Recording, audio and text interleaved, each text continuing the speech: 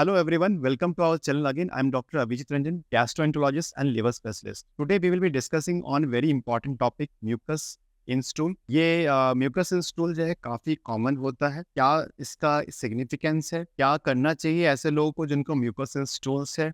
इन लोग को mucus in stool से डेंजरस साइंस क्या होते हैं म्यूकस इन स्टूल अगर किसी को होता है, और क्या ट्रीटमेंट है। देखिए, म्यूकस इन स्टूल का मतलब क्या है कि आव आना। कई लोग कंप्लेन करते हैं कि जो स्टूल है उसमें व्हाइटिश कलर का डिस्चार्ज हो रहा है, पस डिस्चार्ज कुछ लोग कहते हैं। कुछ लोग कहते हैं कि मेरा जो है इनर वियर्स जो है थोड़ा सा भीग जाता है, गीला हो जाता है। नीचे से जब स्टूल्स आते हैं तो बड़ा स्लाइमी टाइप का थिकनिंग आती है। This are all related to mucus in stools. Mucus in stools कब कब होता है? देखिए, इंपॉर्टेंट चीज ये है कि म्यूकस अगर किसी का हो रहा है तो उसमें बेनाइन और मैलिग्नेंट कॉजेस। बेनाइन कॉजेस का मतलब है कि जैसे कभी किसी को इन्फेक्टिव कोलाइटिस हो गया। इन्फेक्टिव मतलब किसी का कोलोन में इन्फेक्शन है, लूज स्टूल्स हो रहा है। सो इट कैन वेरी कि हाँ, उसमें सिंपल एक एंटीबायोटिक्स देके पेशेंट ठीक हो सकता है। बट अगर म्यूकस बहुत दिनों तक, maybe more than 7 to 10 days अगर हो रहा है, then we have to think very important, very seriously कि म्यूकस क्यों निकल रहे हैं। म्यूकस का मतलब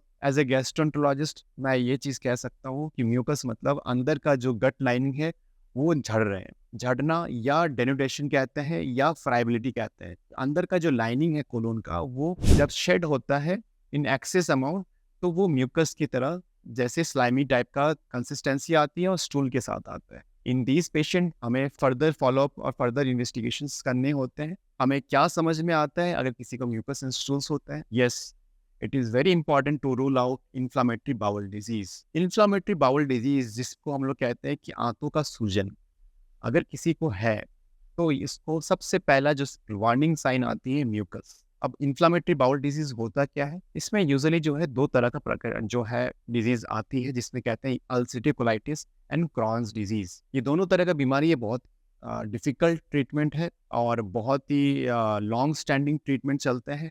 दे are very dangerous. Normally patients को म्यूकस होते रहता है, कई बार पेशेंट्स को ब्लड भी आने लगते हैं, कुछ लोग को लूज स्टूल्स भी होते हैं, and some patients arrive in emergency having shock, fever and even abdomen perforation.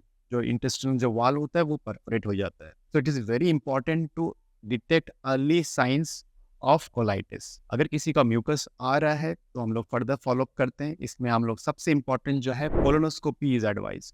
Ulcerative colitis या क्रॉन्स डिजीज तरह का जो बीमारी होती है, ये सिर्फ और सिर्फ कोलोनोस्कोपी से ही कंफर्म हो पाता है। कोलोनोस्कोपी एक तरह का जांच होती है जो एंडोस्कोपी द्वारा तरह का एक प्रोसीजर होता है, जो हम लोग लोअर गट को एग्जामिन करते हैं। कोलोनोस्कोपी में हम लोग पेशेंट को खाली पेट बुलाते हैं और हम लोग बावल को प्रिपेयर करते हैं थ्रू गिविंग पेगलेक्स सॉल्यूशन। जब बावल क्लीन होता है तो we do this colonoscopy. Almost 8 से 10 मिनट 15 मिनट का प्रोसीजर होता है। हमें पूरी आंतों को चेक करना होता है और हमें वो चेक करना होता है किस जगह से ये जो म्यूकस है वो झड़ रहे हैं, ये शेड हो रहे हैं। अगर म्यूकस शेड हो रहा है, जैसे अल्सरेटिव कोलाइटिस में होती है कि लेफ्ट साइड से लेके कहाँ तक एक्सटेंड हो रहा है, क्या पेशेंट को लेफ्ट साइड कोलाइटिस है, क्या पेशेंट को लेफ्ट साइड के साथ साथ ट्रांसवर्स कोलोन, फिर असेंडिंग कोलोन, सब जगह इन्वॉल्वमेंट है, जिसको हम लोग कहते हैं पैनकोलाइटिस।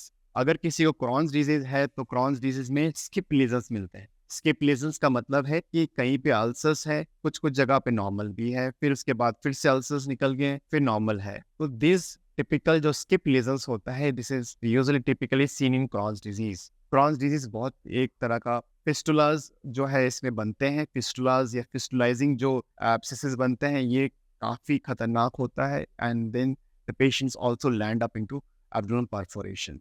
ध्यान रखिए, अगर आपका म्यूकस इन स्टूल्स हो रहा है और साथ में अगर आपका ब्लड भी आ रहा है, लूज स्टूल्स हो रहा है, you should always go to the gastroenterologist. Mucus अगर अर्ली साइंस आपको मिल रहे हैं more than 7 days, you should always consult the gastroenterologist. ध्यान रखिए, these are the very important warning signs, early signs of inflammatory bowel disease. Third तरह का जो मैं बताऊंगा जहाँ पे म्यूकस होता है, in some patients of colorectal cancers, जिसमें उनमें थोड़े से म्यूकस आने के we have seen good number of patients जहाँ पे थोड़े से म्यूकस भी आते हैं। तो अगर आपके ब्लड आ रहे हैं, म्यूकस आ रहे हैं, तो always consult A gastroenterologist for further consultation. आप हमसे कनेक्ट कर सकते हैं। आज के लिए थैंक यू।